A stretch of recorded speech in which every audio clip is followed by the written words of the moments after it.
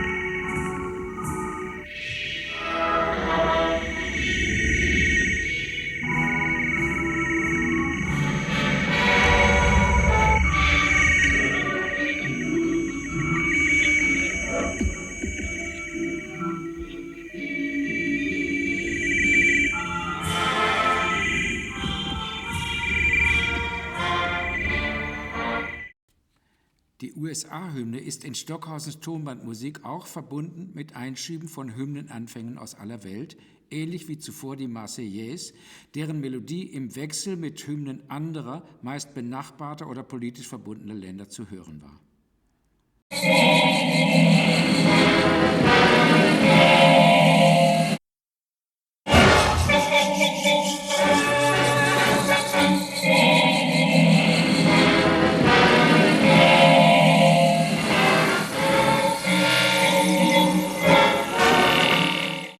Die spätere Verbindung der USA-Hymne mit Hymnen vieler anderer Länder präsentiert diese Nationalhymne in neuer Perspektive, als Hymne eines Landes, das im Laufe seiner Geschichte viele Einwanderer aus anderen Ländern aufgenommen hat.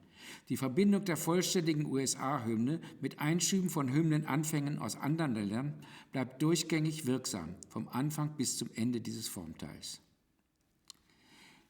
Die USA-Hymne wird im USA-Zentrum von Stockhausens Hymnen vollständig gespielt, aber sie wird dort an vielen Stellen unterbrochen durch Einschübe, durch Anfänge von Hymnen anderer Länder, die man bezogen auf die USA als Einwandererländer bezeichnen kann. So entsteht eine akustische Weltreise, die man auch mit einem begleitenden Video illustrieren kann. Splitter der USA-Hymne erscheinen im ständigen Wechsel mit Anfängen von Hymnen anderer Länder. So verwandelt sich der erste Teil der USA-Hymne in eine bunte Collage von Hymnenbruchstücken aus aller Welt.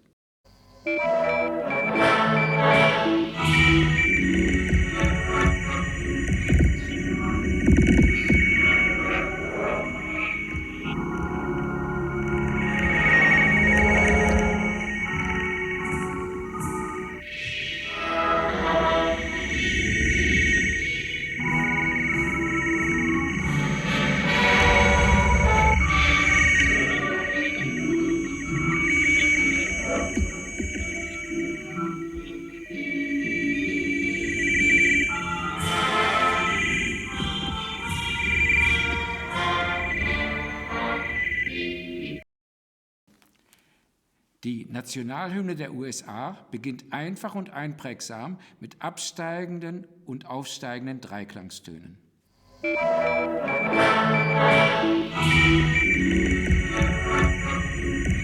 Nach diesem prägnanten und kurzen Anfang hat Stockhausen den ähnlich kurzen Anfang einer anderen Hymne einmontiert, den Anfang der Nationalhymne Großbritanniens, des wichtigsten Einwandererlandes der USA.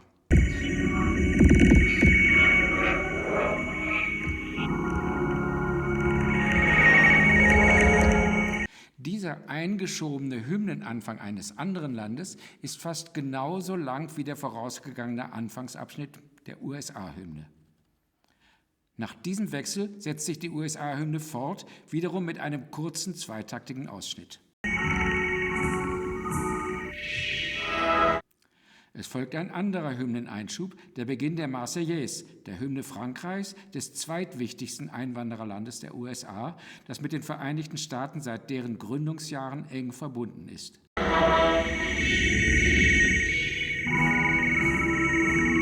Der Der häufige Wechsel zwischen verschiedenen, der Reihe nach eingeführten Ausschnitten einerseits und Anfängen verschiedener anderer Hymnen andererseits erfolgt zunächst weitgehend regelmäßig im Abstand von jeweils ungefähr 2 Takten.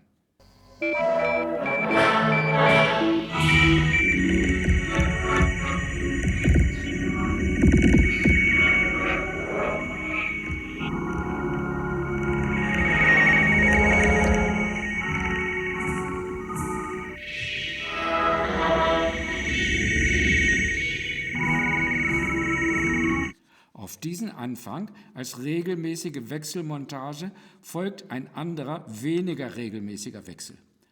Auf einen kurzen Ausschnitt mit dem nächsten Motiv der USA-Hymne folgt ein längerer Ausschnitt aus der Nationalhymne von Italien.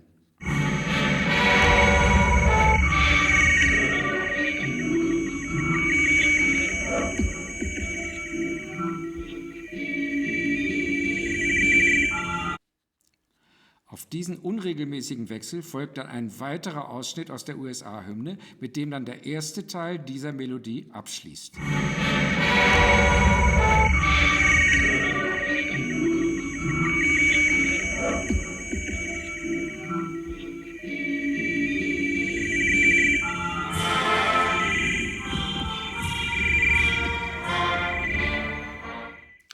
Wenn man die Melodieausschnitte des ersten Teils der USA-Hymne mit ihren Einschüben aus anderen Hymnen im Zusammenhang hört, dann kann man feststellen, wie sich die amerikanischen und die nicht-amerikanischen Melodieausschnitte verändern. Die amerikanischen Ausschnitte werden immer kürzer und erst am Schluss wieder länger. Die nicht-amerikanischen Ausschnitte sind zunächst kurz und werden dann immer länger.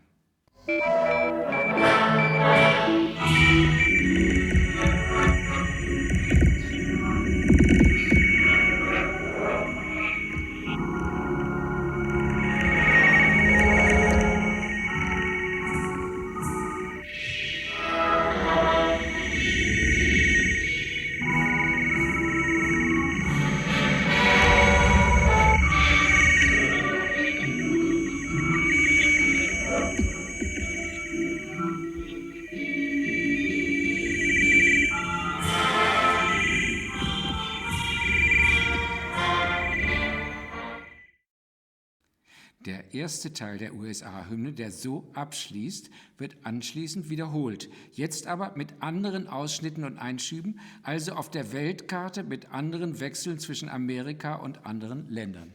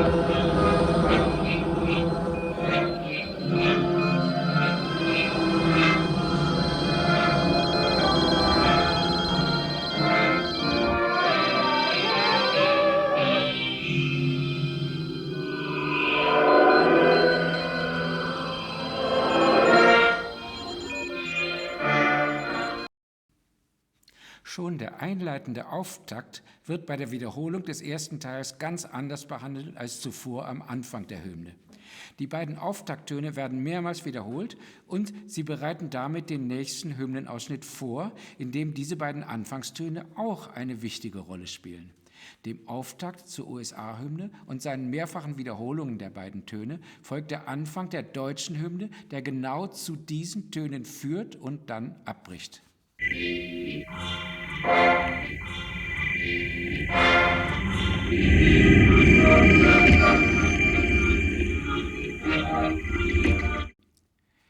Im weiteren Verlauf ist deutlich zu hören, dass die Musik im Wechsel zwischen verschiedenen Ausschnitten vielfältiger wird.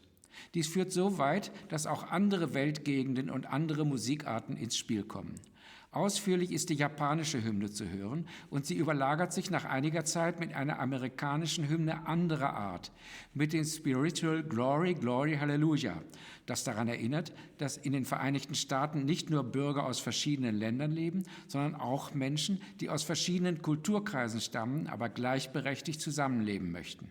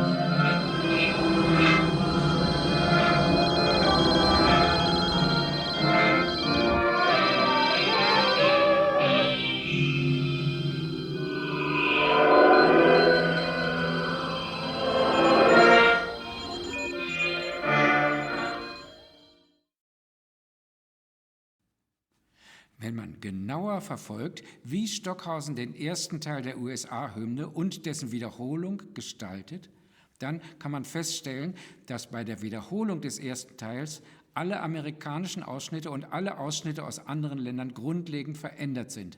Das gilt nicht zuletzt auch für Hymnen anderer Länder, die besonders ausführlich berücksichtigt werden. Im ersten Teil ist dies die italienische Hymne, also die Hymne eines wichtigen europäischen Einwandererlandes, die in 2 aufeinanderfolgenden Melodieausschnitten vertreten ist. Bei der Wiederholung des ersten Teils der USA-Hymne gerät eine andere, aus einem anderen Kulturkreis stammende Hymne in den Vordergrund, die japanische Hymne. Den Unterschied zwischen beiden Verarbeitungen, das heißt zwischen der Verarbeitung des ersten Teils und der Verarbeitung seiner Wiederholung, kann man deutlich erkennen, wenn man beide Teile nacheinander hört.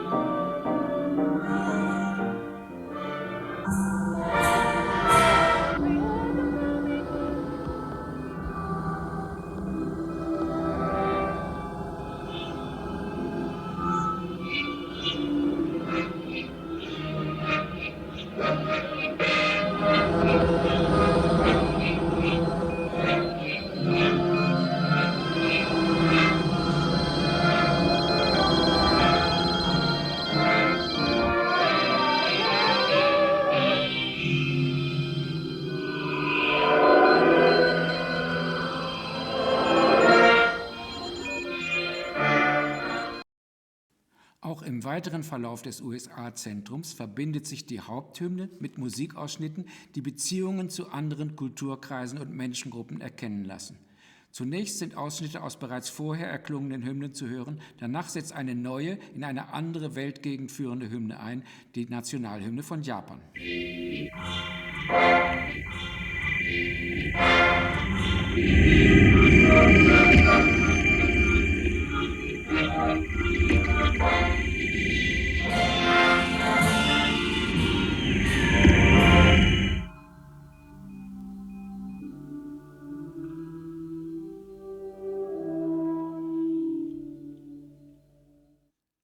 Kurz nach dem Einsatz der japanischen Hymne überlagert sich dieser Melodie ein amerikanisches Lied, das für viele Hörer und Sänger innerhalb und außerhalb der USA vielleicht sogar noch wichtiger ist als die offizielle Nationalhymne dieses Landes. Es erklingen verschiedene Ausschnitte aus Aufnahmen des berühmten Spirituals Glory, Glory, Hallelujah, das Stockhausen in einer Notiz seiner Mitlesepartitur ausdrücklich als Hymne bezeichnet, als Battle Hymn of the Republic.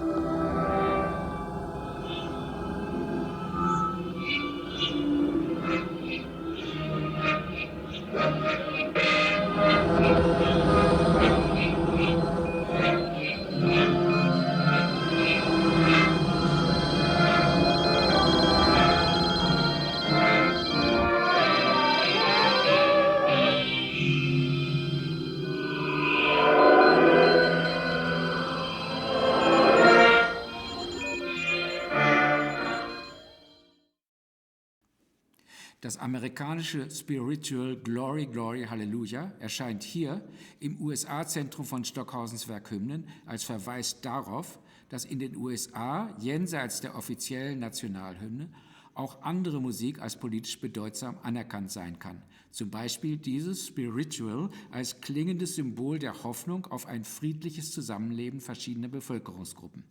In diesem Sinne verbindet Stockhausen in seiner Tonbandmusik die Hymne der USA mit Musik, die sich öffnet für andere Erfahrungen jenseits der eigenen Gesellschaftsschicht und jenseits des eigenen Kulturkreises. Das klangliche Zentrum mit der Hymne der USA erscheint im Gesamtzusammenhang von Stockhausens Tonbandkomposition Hymnen als groß angelegte Collage, in der scheinbar Unvereinbares zusammengebracht wird. Stockhausen hat 1970 seinen Studenten auf den Darmstädter Ferienkursen zu erklären versucht, was er mit seinen kompositorischen Ansätzen der klanglichen und kommunikativen Integration erreichen wollte. Wie er damals erzählte, hat er in den 1960er Jahren längere Zeit in den USA gelebt. In einem Haus, in dem er damals wohnte, geschah ein Mord, ohne dass er dies rechtzeitig bemerkt hätte. Stockhausen erzählte dies und er fügte hinzu, er wolle mit seinen Hymnen eine Musik schaffen, die ein derartiges beziehungsloses Nebeneinander der Menschen zu überwinden versucht. Wie Stockhausen sich mit diesem Problem auseinandergesetzt hat, zeigt sich an verschiedenen Stellen seiner Tonbandkomposition, beispielsweise am Schluss seiner Verarbeitung der Hymne der USA.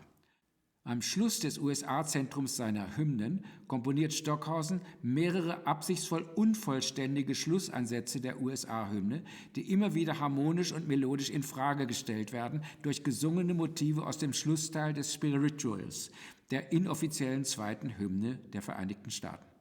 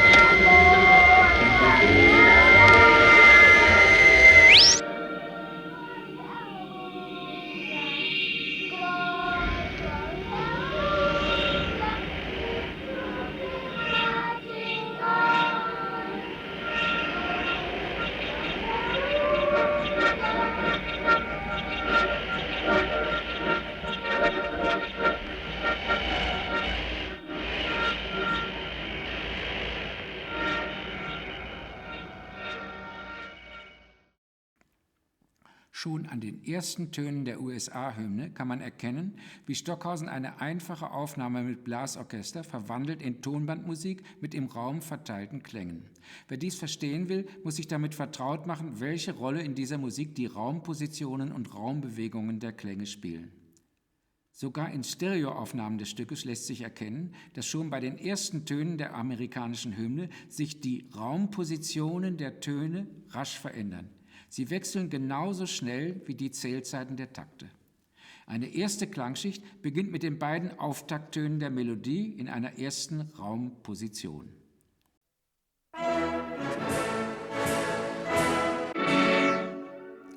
Eine zweite Klangschicht setzt eine Zählzeit später ein in einer anderen Raumposition.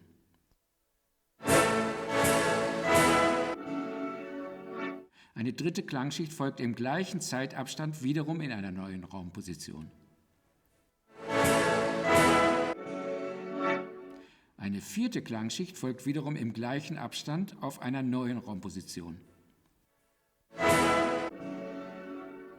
Alle 4 Raumschichten überlagern sich und münden in einen langen Ton, der sich von seiner Anfangsposition aus räumlich belebt mit im Raum kreisenden Schwellakzenten.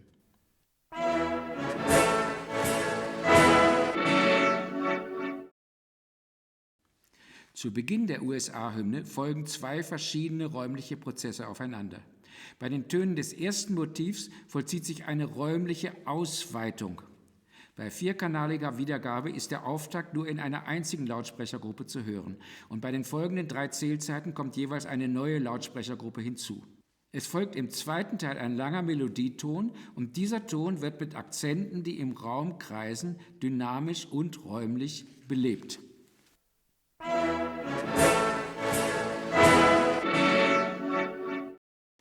Prozesse der Klangbewegungen im Raum lassen sich nicht nur im Detail der USA-Hymne verfolgen, sondern auch in größeren Zusammenhängen, beispielsweise im ersten Teil in den Wechselmontagen zwischen USA-Fragmenten und Anfängen anderer Hymnen. Die verschiedenartigen Montagestücke unterscheiden sich deutlich auch durch unterschiedliche Klangbewegungen, die im Konzertsaal den Hörer umkreisen und die bei einer Stereoaufnahme in unterschiedlichen Stereopositionen erkennbar sind.